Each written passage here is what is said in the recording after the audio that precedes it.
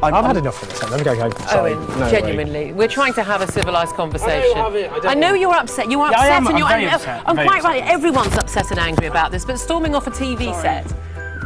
Right. Well, I think we'll continue the press preview.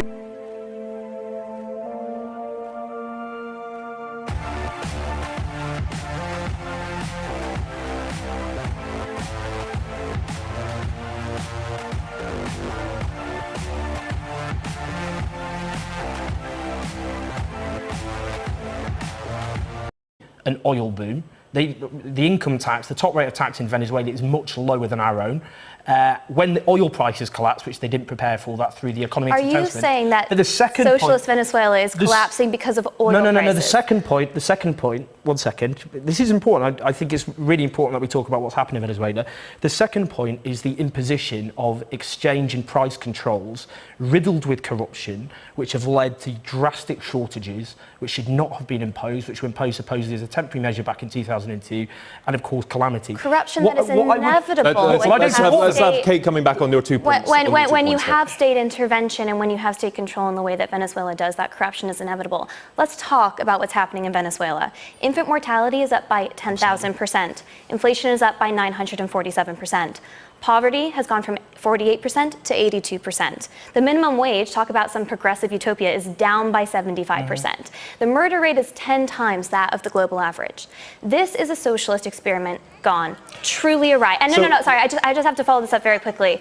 There had been many apologies made for years by the left, many Guardian headlines, many comments from the leader of the opposition, Jeremy Corbyn, from MPs like Diane Abbott. An apology is needed now. An outright apology. I don't care if Jeremy Corbyn's in Croatia. This has to be apologized for. Does Kate have a point? Because the Labour leader has managed to mention Arsenal Football Club while on holiday. But not Venezuela. Does he need to? He will. I'm sure when he comes back on holiday, he will, because the amount of scrutiny which is currently being placed on this. As I've said, firstly, socialist governments in Ecuador, in Bolivia, in Uruguay are not afflicted by. Socialist experiments fail. They fail like this. 1 second, come on.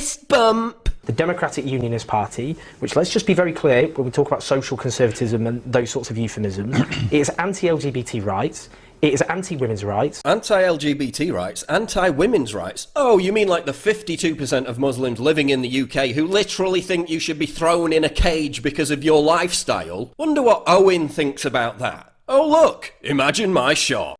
In the script that this budget hands a majority of the cabinet a cheque worth £40,000. How do you work that out? Well, the average top-rate taxpayer will save £10,000. 14,000 millionaires will get over £40,000. And the number of millionaires, there's 23 millionaires in this cabinet out of 29 ministers. Yeah. And the majority of those will get up to £40,000. But they don't earn £1 million a year. Well, it depends on who you're talking about. There's no one in the cabinet earning £1 million a year. Well, so how? Well, George Osborne himself.